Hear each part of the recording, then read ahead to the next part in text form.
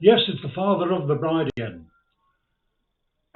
Don't blame me, but Louise pressurised me into giving a father of the bride speech. Please keep it short, Dad, she said, and don't crack any jokes.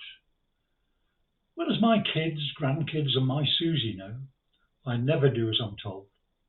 I'm always in the mire. It's just a question of depth. So here goes.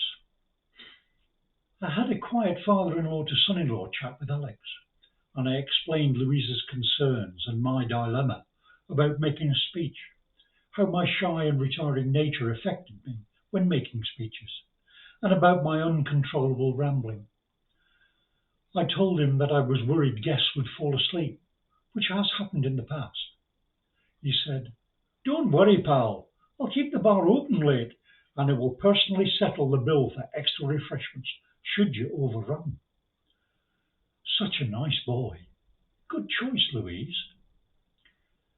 Sue and I have only met Alex face to face a few times, but we feel we know him so well. We are sure that he will make Louise very happy. A kind and generous man. Welcome to our clan, Alex.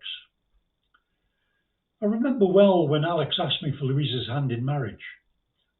I was instantly moved to tears when he knelt down before me and I placed my hand on his head to bless him, only to find that he was tying his shoelace, which was a bit disappointing, really. When Alex told me his surname, I thought he said Dowry. Susie has often said that I need a hearing aid, as if I do. So anyway, I took the opportunity to discuss the dowry. Alex tried to drive a really hard bargain, but I was holding out for either 1 cow and 3 pigs, or maybe 2 chickens and 2 ducks. Many tenants later, I craftily stayed sober for negotiations. I made a generous offer, and Alex slurred his acceptance to a dowry of 2 tenant marinated sirloin steaks, 3 pork chops, bone in, 2 tandoori chicken thighs, and 2 duck breasts in plum sauce. What a bargain. Earlier I mentioned my Scottish heritage. I'd like to share this excerpt from a song that I remember from my childhood in Fife. Now don't worry, I'm not going to sing it, and the Sassenachs here today can Google it for the translation. It goes like this. Just a wee doch under us, just a wee drop, that's all. A wee doch under us, afore ye gang awa. There's a wee wifey waiting in a wee butt and ben. If you can say it's a braw, bricht, moonlicht nicht, then you're a recht you ken. Sorry, I haven't finished yet. So to close, here's a little story for you. Once upon a time, there was a very fashionable railway carriage called Looloo, which is a really unusual name for a railway carriage.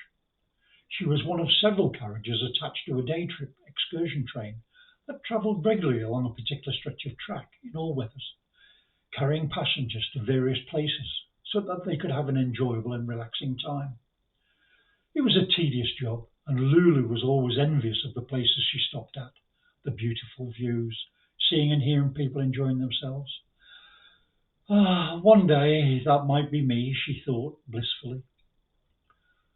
Little did she know that there was a ScotRail Class 27 diesel train in need of a good lick of paint called Choochoo, which is a really unusual name for a train, that spent his days going to and fro along another stretch of track, pulling grubby freight rolling stock mostly, or on some Saturdays taking carriages packed with moaning past supporters to their next inevitable defeat at an away game.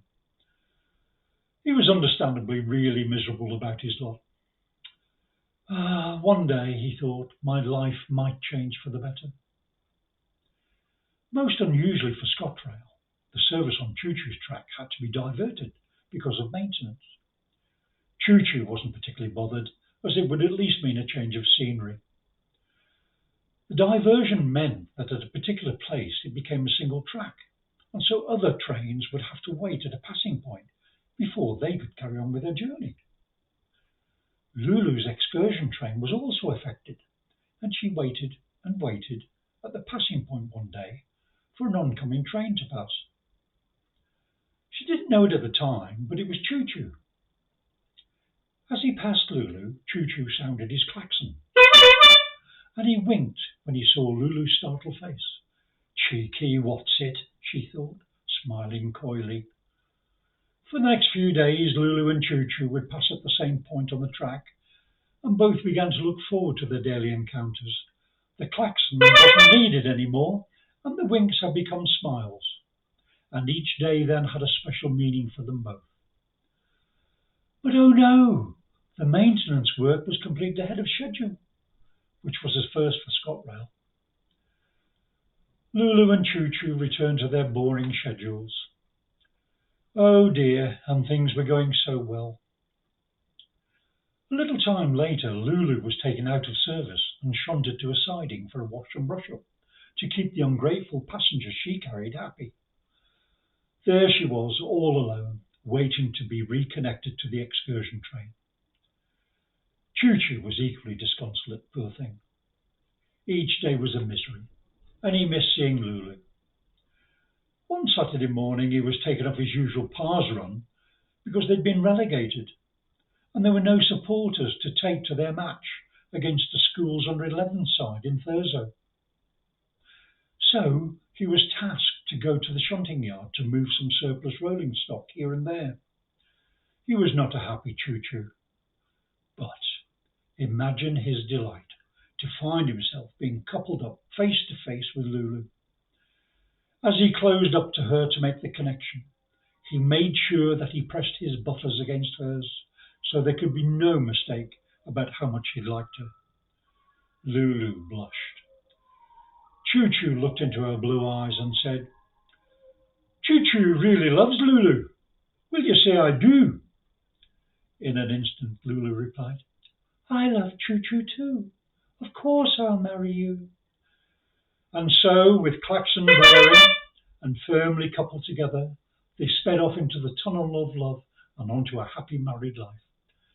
Ladies and gentlemen, I give you a toast to the bride and groom, Louise and Alex.